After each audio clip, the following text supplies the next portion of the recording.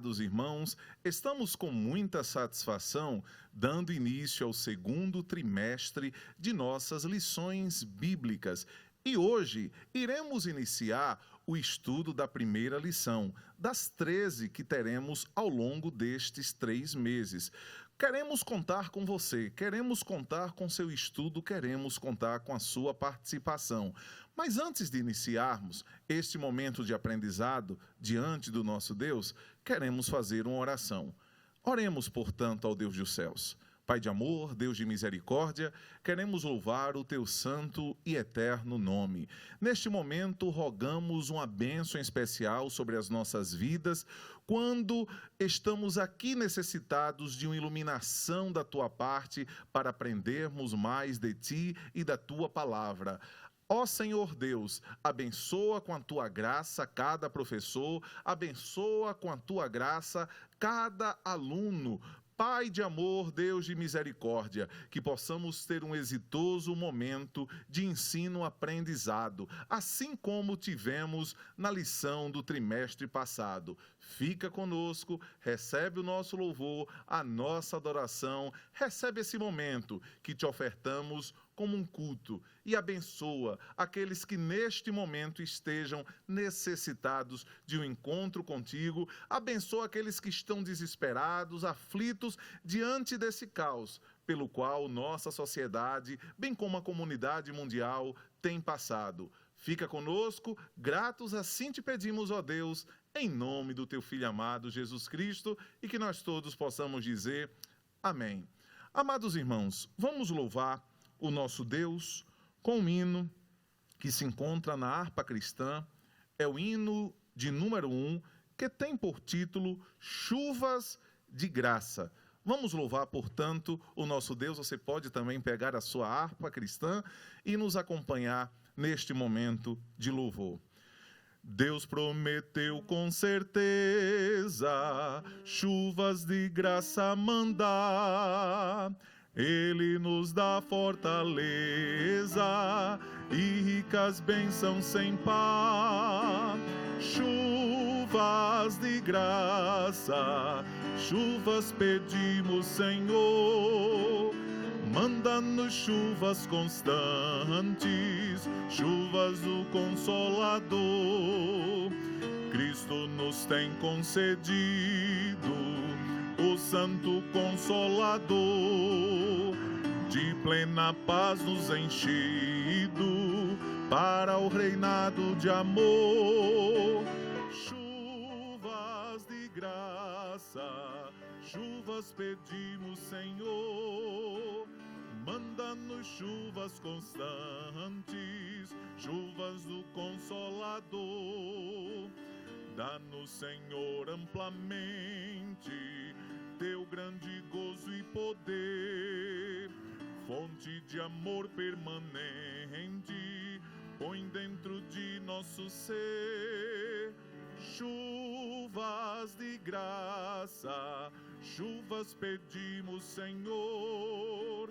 Manda-nos chuvas constantes, chuvas do Consolador. Faze os teus servos piedosos, dá-lhes virtude e valor, dando os teus dons preciosos do santo preceptor. Chuvas de graça, chuvas pedimos, Senhor. Manda-nos chuvas constantes, chuvas do Consolador. Louvado seja Deus, que as chuvas dos céus, em forma de bênção, de iluminação, de sabedoria da parte de Deus, estejam sobre as nossas vidas neste dia. Amados irmãos, temos a primeira lição de nossa Escola Bíblica desse segundo trimestre de 2020, e o título da lição é Carta aos Efésios, saudação aos destinatários.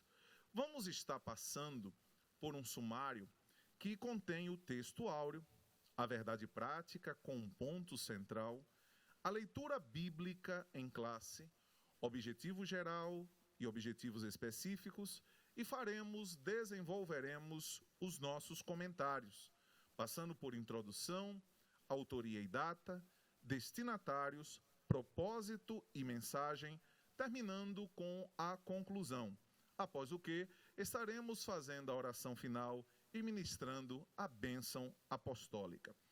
O texto áureo, amados irmãos, se encontra na Epístola de Paulo aos Efésios, no capítulo 1, versículo 2.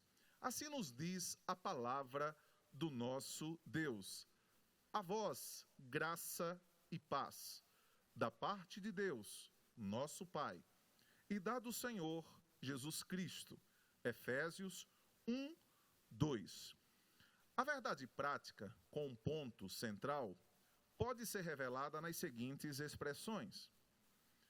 A Epístola aos Efésios revela o propósito eterno de Deus para a Igreja de Cristo.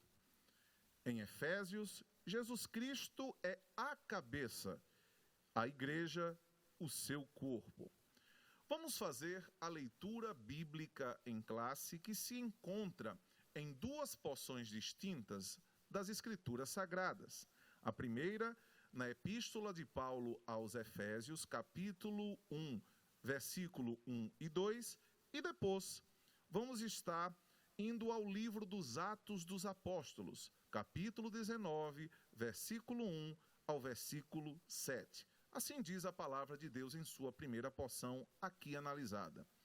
Paulo, apóstolo de Jesus Cristo, pela vontade de Deus, aos santos que estão em Éfeso e fiéis em Cristo Jesus, a vós graça e paz, da parte de Deus nosso Pai e da do Senhor Jesus Cristo. Segunda porção que estamos a analisar, no livro dos Atos dos Apóstolos. E sucedeu que, enquanto Apolo estava em Corinto, Paulo, tendo passado por todas as regiões superiores, chegou a Éfeso e, achando ali alguns discípulos, disse-lhes: recebestes vós já o Espírito Santo quando crestes? E eles disseram-lhe: nós nem ainda ouvimos que haja Espírito Santo. Perguntou-lhes então: em que sois batizados então? E eles disseram: no batismo de João. Mas Paulo disse: certamente João batizou com o batismo do arrependimento, dizendo ao povo que cresce no que após ele havia de vir, isto é, em Jesus Cristo. E os que ouviram foram batizados, e em nome do Senhor Jesus, e impondo-lhes Paulo as mãos, veio sobre eles o Espírito Santo, e falavam línguas e profetizavam. Estes eram, ao todo, uns 12 varões.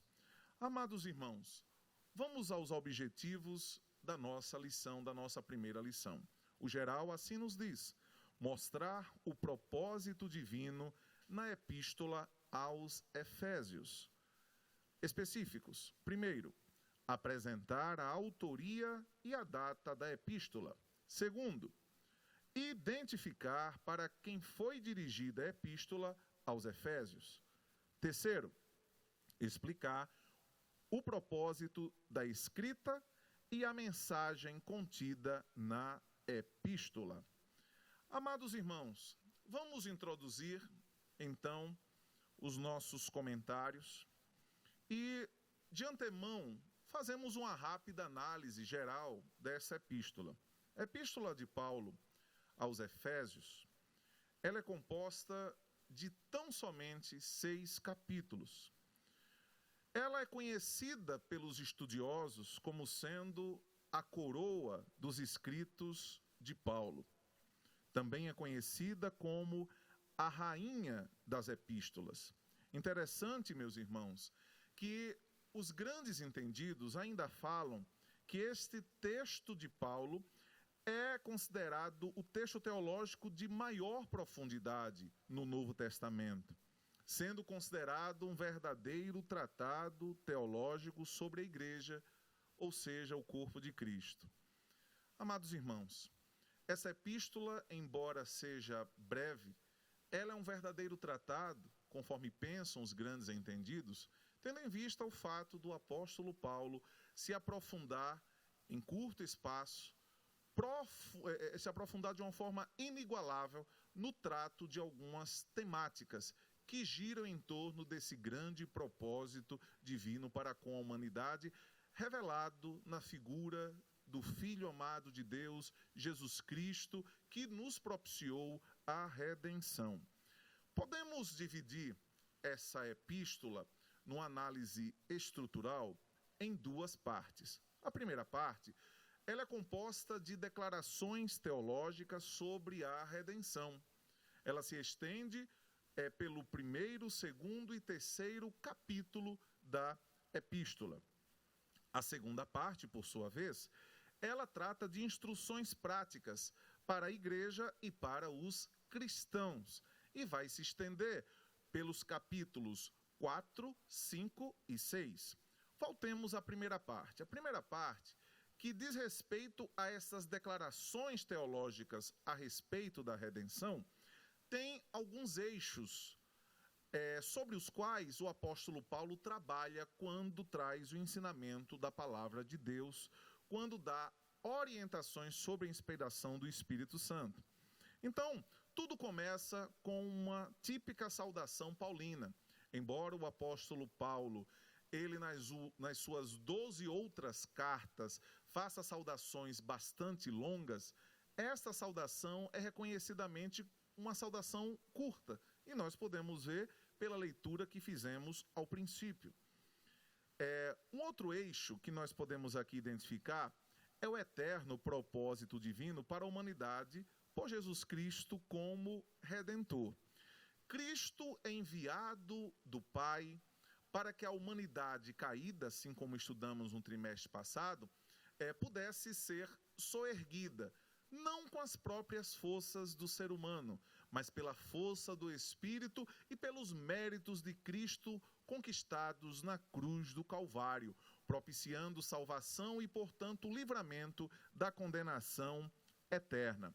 Após isso, o apóstolo Paulo, ele desenvolve orações para que haja a abertura das mentes dos efésios e assim eles pudessem entender o sentido de tudo aquilo que estava sendo transmitido pelo apóstolo, que eles fossem iluminados para entenderem aquele ensinamento.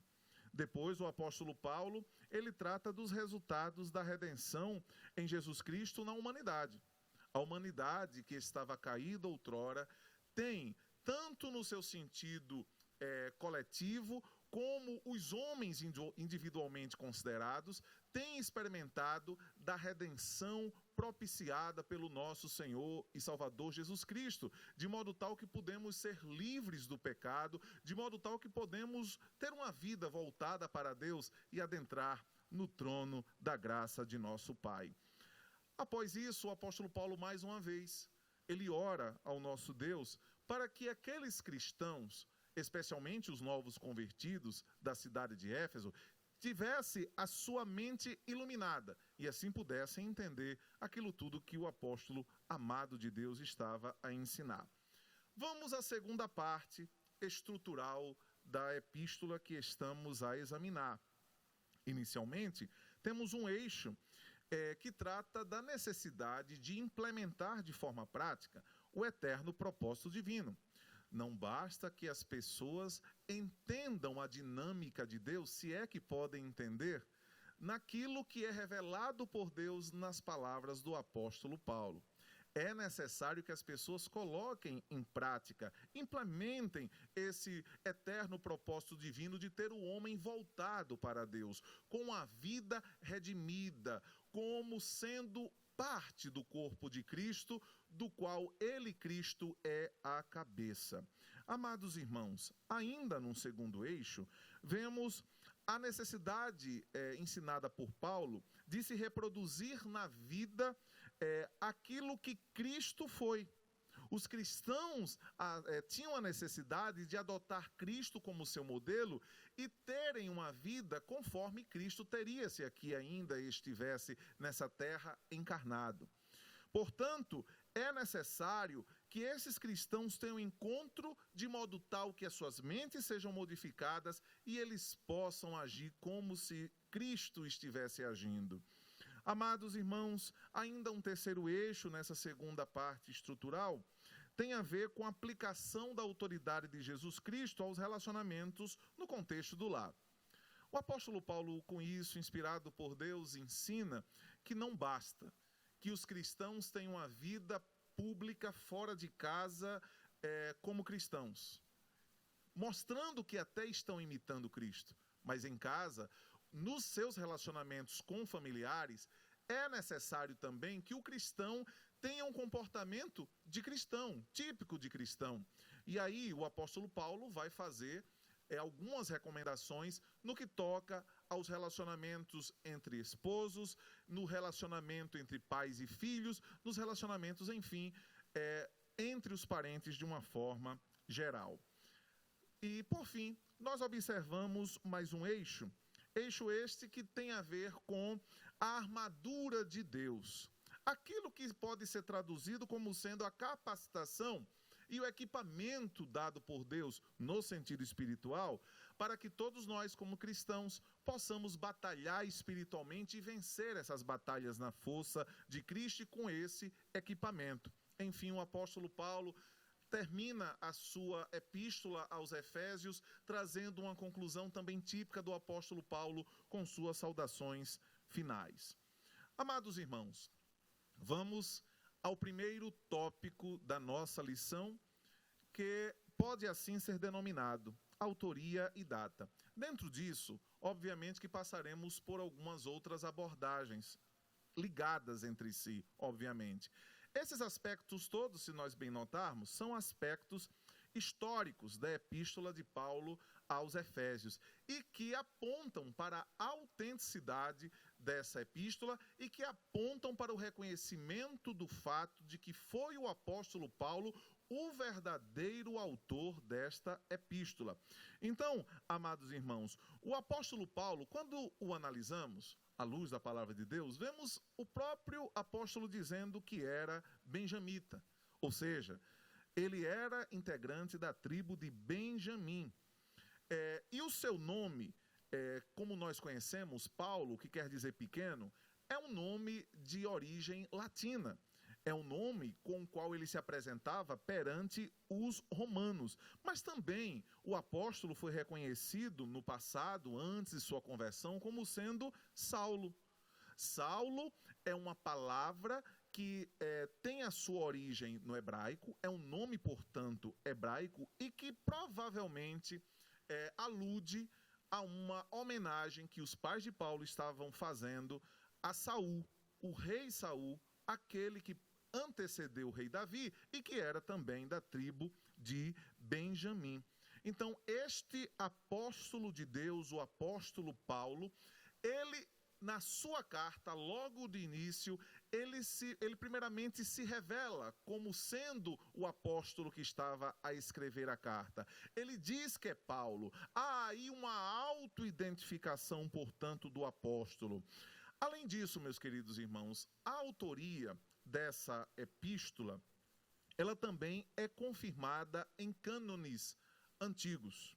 Se nós observarmos até mesmo um famoso herege do passado que esteve no seio da igreja, nos primeiros séculos da igreja, que foi Marcion, esteve em seu cânone, embora ele fosse um herege, fosse assim reconhecido como herege, reconhecendo que a epístola aos Efésios, ela tinha relação, ela vinha da lavra do apóstolo Paulo. Assim aconteceu também com Atanásio. Atanásio foi um grande homem de Deus do passado. Atanásio, ele também esteve afirmando, quando da composição do cânone, que deu origem àquilo que nós temos como cânone, que Paulo seria o autor desta epístola. Também os antigos cânones, conhecidos como Muratori, também reconhecem Paulo como sendo o autor da epístola aqui em exame. Ao longo dos séculos, vários expoentes da igreja estiveram, portanto, reconhecendo a autoria de Paulo. E não podemos deixar de mencionar Policarpo de Esmirna. Esse grande homem de Deus, grande sacerdote, usado poderosamente, que foi martirizado, ele esteve afirmando, reconhecendo que Paulo era o autor da epístola aos Efésios. Não foi diferente com o bispo Irineu de Lyon, que também, igualmente, reconheceu Paulo como o autor da epístola. Clemente de Alexandria fez o mesmo, depois de algum tempo, reconhecendo o apóstolo Paulo como sendo um instrumento divino para escrever a epístola aos Efésios. Orígenes, um grande historiador, um grande teólogo do passado e que viveu boa parte da sua vida na cidade de Cesareia, onde foi sacerdote, também reconheceu o apóstolo Paulo como autor da epístola, o que fez também o grande historiador do passado da igreja, Eusébio de Cesareia, servo de Deus, que em seus escritos reconhece o apóstolo Paulo como sendo o vaso divino sobre o qual foi derramada a graça inspiradora para escrever a famosa epístola aos Efésios. Amados irmãos, eis aí o primeiro tópico da primeira parte de nossas lições. Ou eu posso dizer, primeiro subtópico da primeira parte de nossas lições. O segundo subtópico tem a ver com a assinatura apostólica. Embora as discussões no passado em torno do apostolado de Paulo, ao ponto mesmo de ele se manifestar inspirado divinamente a respeito deste tema, o apóstolo Paulo, ele deixa claro nessa epístola, assim como nas outras 12, que ele estava sendo comissionado por Deus para fazer uma obra voltada para os gentios, obra essa que terminou alcançando também até judeus. O apóstolo Paulo, portanto, ele vai se identificar, judeu que ele era, nas suas 13 epístolas. Ele se identifica, portanto, pelo seu próprio nome. E o apóstolo Paulo, ele como era comissionado por Deus, foi comissionado por Deus como apóstolo dos gentios, ele evidencia que foi escolhido por Deus para isso e não pelos homens. Ao examinarmos a epístola que ele escreve aos Gálatas, considerada a primeira de suas epístolas, ele trata justamente disso, dizendo que não foram os homens que o escolheram, mas ele foi escolhido por Deus, foi comissionado por Deus. A marca apostólica que estava na sua vida, evidenciada desde o momento em que Cristo aparece em visões a Paulo, estava aqui nessa epístola. Amados irmãos, este foi o segundo subtópico da primeira parte de nossa lição. Vamos ao terceiro subtópico. Epístola da prisão. Assim como aconteceu com as 3 outras epístolas, e eu quero aqui destacá-las, a epístola de Paulo aos Colossenses, a epístola de Paulo aos Filipenses, bem como a epístola de Paulo aos Efésios, são epístolas escritas por Paulo enquanto mesmo estava preso. O apóstolo Paulo, quando termina a sua terceira viagem missionária, ele é conduzido pelo Espírito Santo para pregar, para desenvolver a obra que lhe havia sido confiada, e naquele momento em que ele desenvolvia a obra que lhe foi confiada, ele foi preso e levado a Roma. Lá, preso em Roma, ele teve a oportunidade, inspirado que foi pelo Espírito Santo, de escrever essas 4 cartas, que ficaram assim conhecidas, classificadas como cartas ou epístolas da prisão. Vemos que Paulo estava preso por algumas expressões que encontramos na própria epístola. Paulo se declara prisioneiro de Jesus. Também ele se declara preso do Senhor e embaixador em cadeias. O apóstolo Paulo, portanto, ele desenvolve 4 epístolas, né? Uma delas pessoal, que foi a epístola a Filemon, dentro de uma cadeia. E isso não impediu que o apóstolo do Senhor fosse usado pelo Espírito Santo com tanta inspiração que nos contagia até hoje. Vamos ao quarto subtópico da primeira parte da lição de hoje. a data da epístola. Meus queridos, existe, obviamente, alguma discussão a esse respeito da data precisa, mais especificamente falando. Mas temos a ideia de que essa carta foi escrita aproximadamente entre o ano 60 e 62 depois de Cristo. Essa carta, que foi escrita na prisão domiciliar que Paulo estava a cumprir, e que ocorreu após as 3 viagens missionárias, durante as quais ele implantou várias igrejas na região mediterrânea, é uma carta que se destaca também pelo fato de que o apóstolo Paulo, após escrevê-la, fez dela algo importante a ser transmitido por Tíquico, um discípulo de Paulo, para a igreja em Éfeso. Ou seja, ele estava preso em Roma, mas ele providenciou meios para que a mensagem dele como pastor, já que temos aí dados de epístola, de certo modo, pastoral, eclesiástica, transmitisse a sua mensagem à sua igreja. Amados irmãos, eu trouxe aqui um quadro que os irmãos podem nele verificar as 13 epístolas que foram escritas pelo apóstolo Paulo e que a grande maioria dos teólogos, majoritariamente, portanto, reconhecem como sendo da lavra do apóstolo, né? Vamos nos deparar nesse quadro com epístolas como aos Gálatas, primeira aos Tessalonicenses, segunda aos Tessalonicenses, primeira aos Coríntios, segunda aos Coríntios, aos Romanos, a Filemon, aos Colossenses, aos Efésios, aos Filipenses, primeira a Timóteo, a Tito e segunda a Timóteo.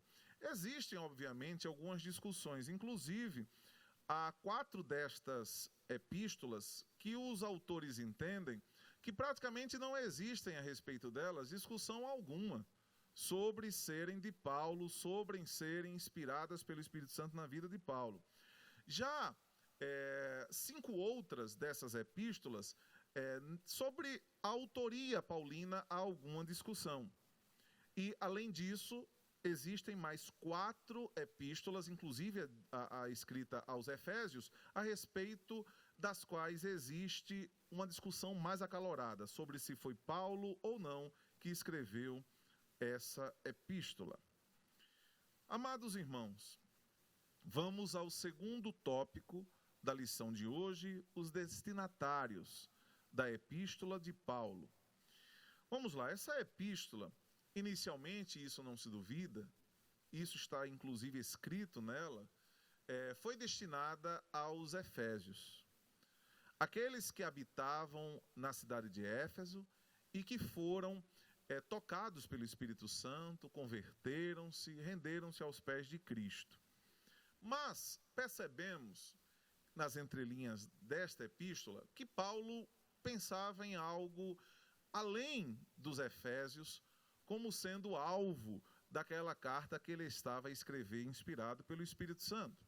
O Espírito Santo, portanto, o conduziu a escrever uma epístola que eu posso dizer que visava atingir toda a Ásia Menor e não somente a cidade de Éfeso.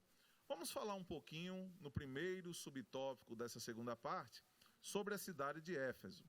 A cidade de Éfeso, meus irmãos, fala-se que ela foi fundada por volta do ano 1050 a.C. Essa cidade foi considerada na Ásia Menor, que corresponde hoje ao território da Turquia, foi um grande centro político, comercial e religioso. Essa cidade, que era uma cidade litorânea, tinha o seu porto voltado para o mar Egeu. Né? É bom considerar que o mar Egeu, ele é, de certo modo, um braço que sai do mar Mediterrâneo. Esta cidade tinha uma rua principal em mármore, toda ladeada por colunas. Amados irmãos, tivemos a oportunidade, pela graça de Deus, de estarmos no ano de 2012 nesta cidade, assim como nas demais cidades referidas no livro de Apocalipse. E ao chegarmos na cidade de Éfeso, nós verificamos a grandiosidade, e por isso que essa cidade tinha nela um monumento considerado uma das 7 maravilhas do mundo antigo, vemos a grandiosidade dessa cidade. Uma rua principal toda pavimentada em mármore. Aos lados dessa rua principal, nós vimos algumas colunas em mármore. Também vimos algumas esculturas feitas com muita precisão, com muita e elevada arte. Vimos também à frente da famosa e antiga Biblioteca de Célsius, que se encontra também nessa cidade. Vimos um anfiteatro com a capacidade, segundo dizem os historiadores, para cerca de 25 mil pessoas, 25 mil espectadores. Amados irmãos, na época de Paulo, essa cidade hoje, que está sendo ainda escavada, boa parte dela ainda está coberta por escombros, está coberta por resultados que ficaram de invasões nessa região. Essa cidade, na época de Paulo, era considerada uma grande metrópole. Era uma cidade de cerca de 500 mil moradores. Essa cidade, meus irmãos, ainda existia nela, alguns outros monumentos, como um grande estádio, com a pista de corrida, uma arena de lutas, onde, infelizmente, muitas vezes se colocava o ser humano para lutar com alguma fera, como um leão. Amados irmãos, essa cidade tinha por marca, portanto, um grande desenvolvimento na época de Paulo. Era uma cidade que, além de desenvolvida no sentido econômico, no sentido comercial, infelizmente, era dada através de seus moradores ao pecado. Era uma cidade mergulhada em todo tipo de coisa que desagrada a Deus. Vamos ao segundo subtópico dessa segunda parte da lição. Religiosidade em Éfeso. Na época que Paulo chegou à cidade de Éfeso, ele constata logo a existência daquele grande templo religioso, a 7ª maravilha do mundo antigo, uma das 7 maravilhas do mundo antigo, que era o templo de mármore dedicada à deusa Ártemis, conhecida também como Diana dos Efésios, a divindade da fertilidade. E isso aí, Paulo percebe, era o que atraía turistas, visitantes, religiosos, idólatras para esta cidade. Isso tudo mantinha a economia da cidade em pé. Era comum se fabricar nichos onde a imagem da Diana dos Efésios, em prata, era confeccionada. E os visitantes compravam. E isso, portanto, gerava muita renda para os comerciantes da cidade de Éfeso. Por isso que eles, ao se depararem com Paulo, pregando sobre o Senhor Jesus Cristo e dizendo que aquilo era idolatria, eles se viram prejudicados. Aqueles comerciantes, portanto, pediram que Paulo parasse, exigiram que Paulo parasse com a pregação do Evangelho. E Paulo, inclusive, foi advertido, foi aconselhado que deixasse de se expor tanto àquele público. Talvez porque provavelmente havia algum plano para que a vida de Paulo fosse ceifada, ele que estava, na opinião daqueles comerciantes, destruindo com a sua fonte de renda. Amados irmãos, eu quero passar para o terceiro subtópico dessa segunda parte da lição, e nós observamos nesse segundo subtópico a igreja de Éfeso. Essa igreja não começa necessariamente por Paulo. Quando nós verificamos, à luz da Bíblia Sagrada, percebemos que Apolo, um grande homem de Deus, passou por essa cidade pregando. Vemos isso lá no livro dos Atos dos Apóstolos. Inclusive, ele pregava até sem noção do que estava fazendo. Ele pregava o Cristo como Salvador do mundo, mas ele não tinha uma profundidade, não tinha um conhecimento pleno desta graça. Por isso mesmo ele foi até orientado por 2 discípulos que ali estavam naquela cidade, que eram Priscila e Áquila. Posteriormente, o apóstolo Paulo, quando se dirige para essa cidade, ele encontra 12 discípulos. O apóstolo Paulo, ao se deparar com aqueles discípulos, e conforme a leitura que nós fizemos, indagar-lhes a respeito do Espírito Santo, e ao saber que eles não tinham sido batizados no Espírito Santo, o apóstolo Paulo impõe-lhes as mãos e eles recebem pela oração o batismo no Espírito Santo, tendo sido eles antes batizados conforme o batismo ensinado por João Batista, o batismo do arrependimento. Paulo evangelizou os judeus na sinagoga durante um período de 3 meses, mas por haver muitos desentendimentos, muitos embates com o que o Paulo pregava e aquilo que os judeus defendiam, Paulo ele deixa de pregar na sinagoga e passa a pregar, e isso foi por 2 anos, para os gentios, em um salão alugado na escola de um famoso mestre chamado Tirano. Amados irmãos, o operar de Deus foi tão tremendo nessa cidade, quando Paulo ali esteve pregando o evangelho, que até os lenços e aventais que eram usados por Paulo foram levados por muitos que tinham oportunidade de pegar em suas mãos esses adereços de Paulo, ou eu posso dizer, esses objetos de Paulo, e levavam esses objetos para colocarem sobre enfermos e eles eram curados. Para colocar sobre endemoniados e eles eram libertos.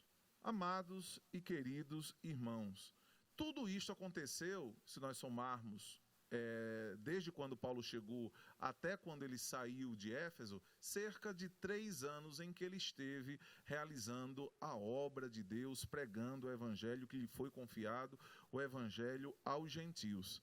Interessante esse último tópico que aqui destacamos, a história de levarem aventais e lenços de Paulo para colocarem sobre enfermos e para colocarem sobre endemoniados. Meus amados irmãos, ali nos deparamos com um dado histórico que é ímpar.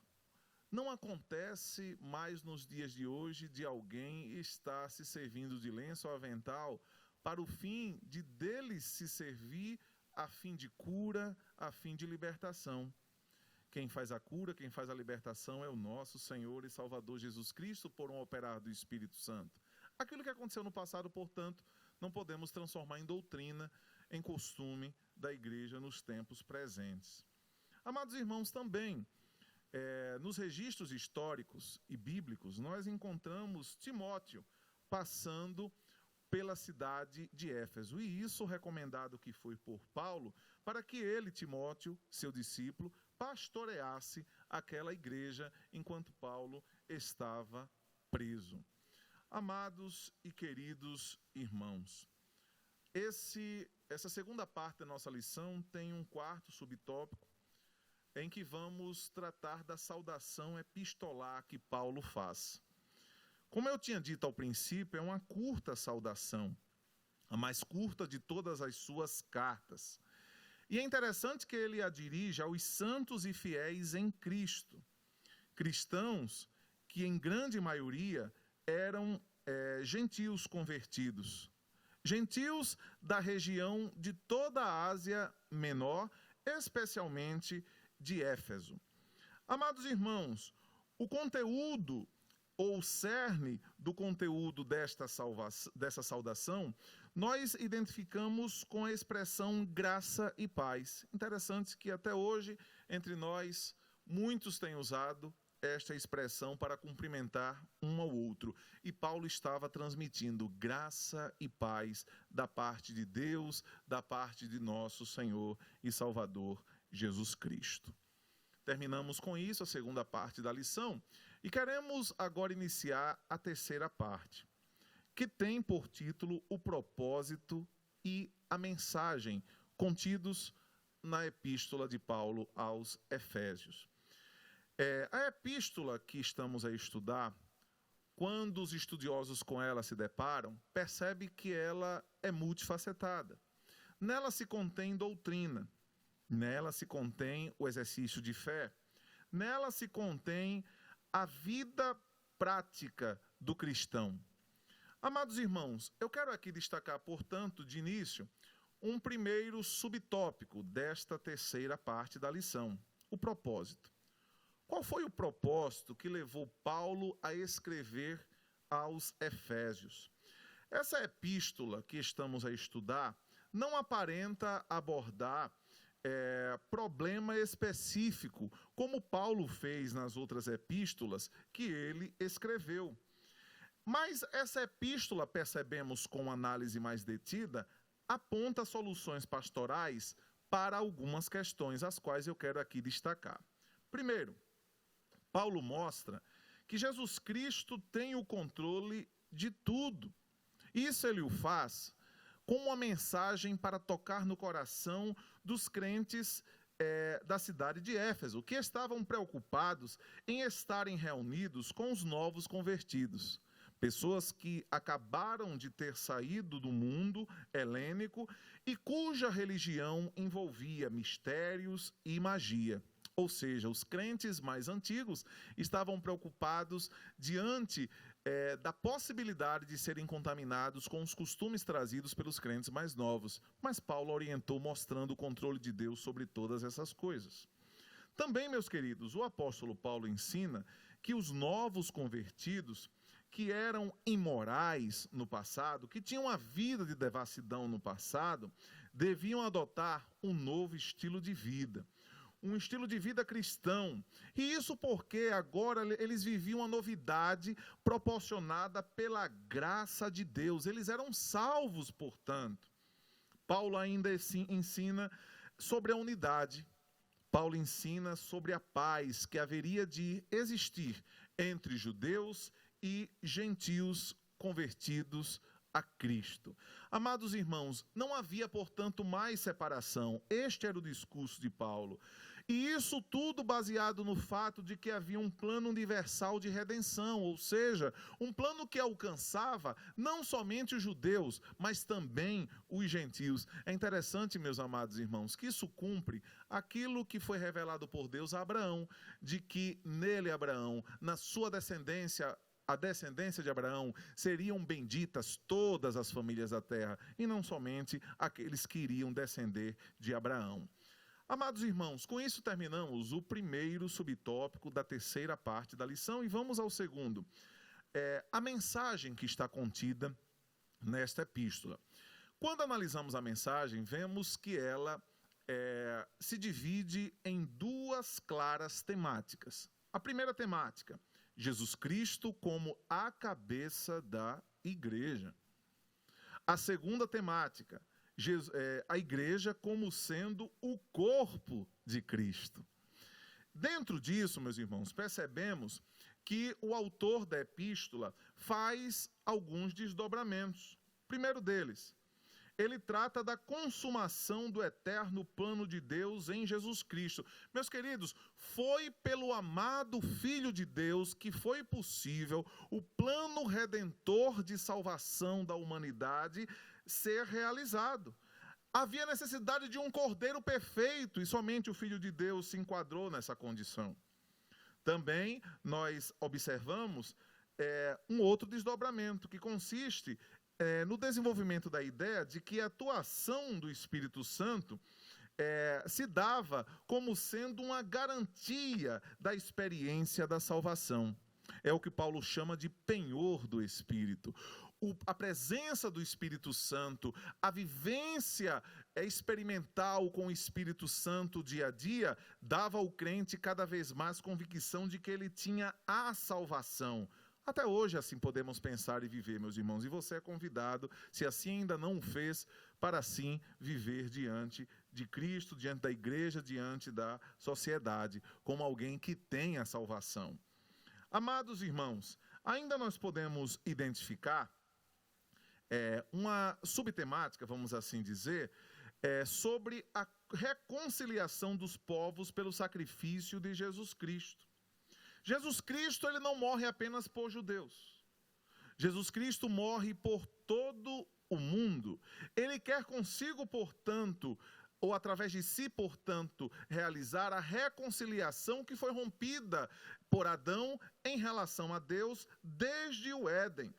Amados irmãos, isso só foi possível pelo sacrifício salvífico de Cristo na cruz do Calvário. Amados, ainda verificamos a subtemática da revelação pelo Espírito Santo do mistério da vontade redentora de Deus. Deus revela em Cristo seus mistérios escondidos desde o passado. Na plenitude dos tempos, Cristo aparece para cumprir integralmente, assim ele o fez na cruz do Calvário, o plano redentor arquitetado por Deus para soerguer uma humanidade caída. Amados irmãos, ainda temos a subtemática do novo estilo de vida, baseado na unidade entre os irmãos, na comunhão com o Espírito Santo, na frutificação perante Deus e a humanidade, na adoração e na intercessão no Espírito Santo. A igreja, portanto, de Éfeso estava sendo convidada a vivenciar tudo isso da parte de Deus no seu contexto cotidiano, no seu dia a dia. Amados irmãos, vamos à conclusão da nossa escola bíblica, do nosso comentário, mais precisamente. E nessa conclusão queremos destacar que a epístola de Paulo aos Efésios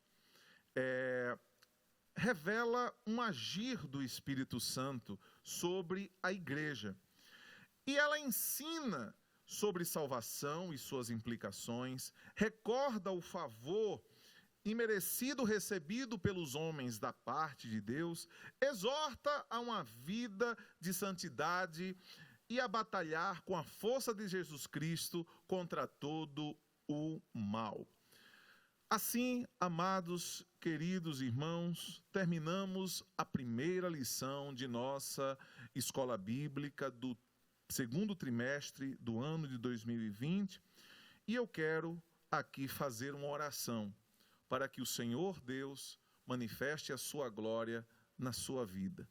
E que nós façamos desse trimestre um momento de aproximação de Deus, um momento de comunhão com o nosso Senhor. Oremos ao nosso Deus. Bendito e eterno Pai, queremos te agradecer porque tu estiveste conosco nesse dia, nos auxiliando no aprendizado da tua palavra, iluminando-nos para nós aprendermos mais de ti.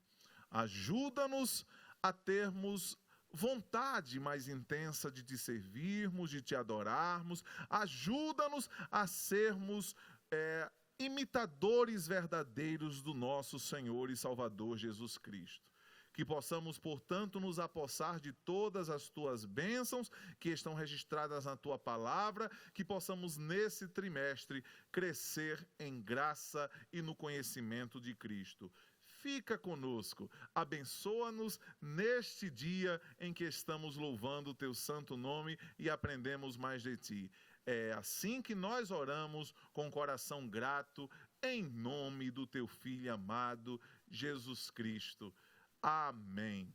Amados irmãos, vamos terminar com a bênção apostólica. Que a graça de nosso Senhor e Salvador Jesus Cristo, que o amor de Deus Pai, que a comunhão e as consolações do Espírito Santo sejam com todos e todos possamos dizer amém. Até semana que vem, que Deus possa abençoar você.